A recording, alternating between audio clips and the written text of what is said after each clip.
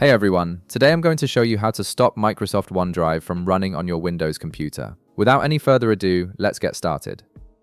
First, you'll want to be on your Windows desktop and open the Start menu. You can do this by clicking the Windows icon in the bottom left corner of your screen, or simply pressing the Windows key on your keyboard. Once the Start menu appears, type in Task Manager in the search bar and press Enter.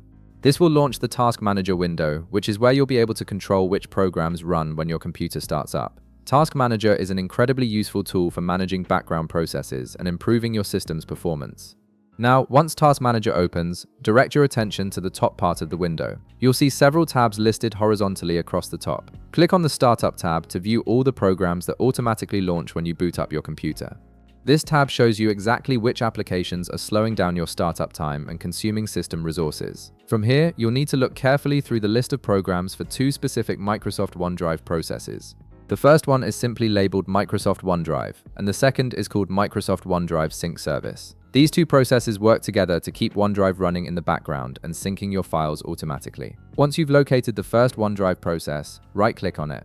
A context menu will appear with several options. From this menu, select Disable. This prevents OneDrive from launching automatically when you start your computer. Now, it's important that you repeat this exact same process for the second OneDrive entry as well.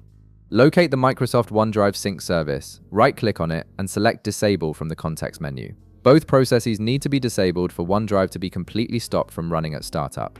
After you've disabled both OneDrive processes, you'll need to restart your computer for the changes to take effect. Go ahead and close Task Manager and restart your system. Once your computer boots back up, Microsoft OneDrive will no longer automatically start or run in the background. It will remain stopped during startup until you manually choose to enable it again through the same Task Manager method. And that's it.